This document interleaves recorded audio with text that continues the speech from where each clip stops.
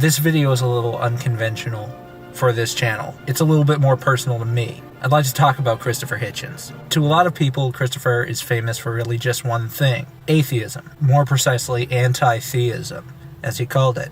It referred to how he was glad there was no reason to believe that there is a God. He once said of God that it is a wicked thing to believe that there is a entity that can watch us while we're awake and while we're asleep, police our every single thought, and can convict us for thought crime, can make us sick as we apparently are created, and command us under pain of eternal punishment and torture to be well. Wishing for this is to wish for eternal slavery. He compared it to a celestial North Korea. For this, everybody sort of just characterizes Christopher Hitchens as an atheist, but he's much more interesting than that. This is a man who once proclaimed that proudly that he used to be bisexual so that he could talk about how in college he had sex with two men who eventually became members of Margaret Thatcher's cabinet. Not so that he could call out specific people, just so that he could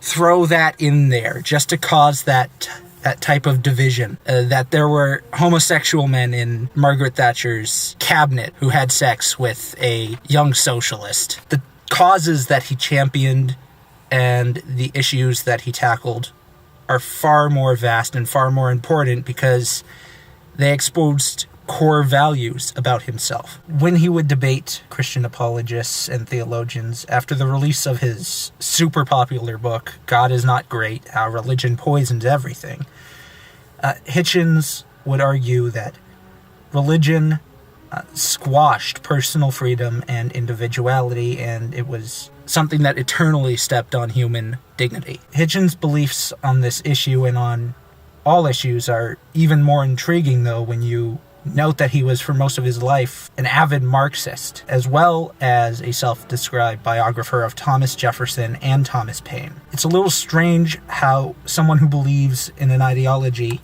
that preaches uniformity could be inspired by Enlightenment-era writers like Paine, or also inspired by political figures like Jefferson. These are individualists and small government types. How he could be a Marxist and yet an individualist at the same time and an anti-authoritarian is interesting and shocking, and he doesn't seem like a person who is naive. And so it really inspires you to look deeper into these concepts and actually truly understand what these ideologies mean. Whatever his reasons for believing what he believed, it all led to a career full of interesting opinions. After the events of 9/11, a lot changed for Christopher Hitchens. He was anti-war his entire life. He avidly protested against the Vietnam War, and yet he supported the Bush invasion of Iraq. He argued that Saddam Hussein was a vile, wicked dictator akin to Stalin and even Hitler. By attempting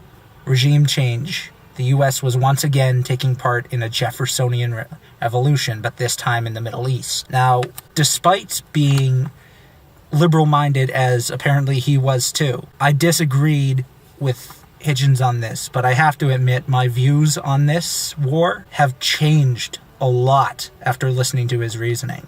And I strongly encourage that anybody who thinks that they are certain about this war and certain about the war in Iraq, just listen to Christopher Hitchens. If you are against the war, if you are for the war, listen to some of the people that he has talked to about this. It's not such a simple issue. But he certainly had the power of reasoning. He could make things that seemed outlandish and absurd and odious, opinions that nobody could in their right mind hold.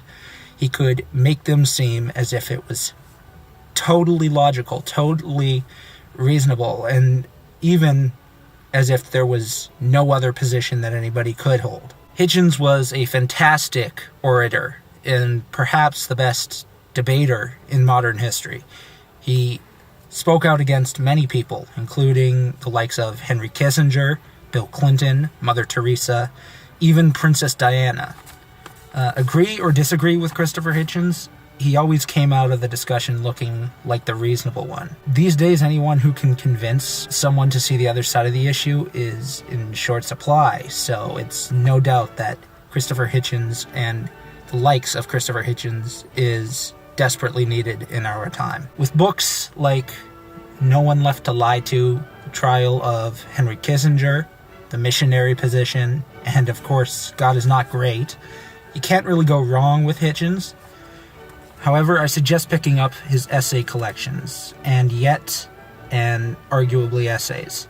These are easily the best ways to learn about his vast beliefs on anything and everything that made his pulse race. Being able to thoughtfully critique culture and cinema, whether it's movies or books or video games even nowadays, it's a valuable skill, and it's a shame that more people don't really have it on such a profound level. Hitchens is a perfect role model for anybody who's aspiring to this.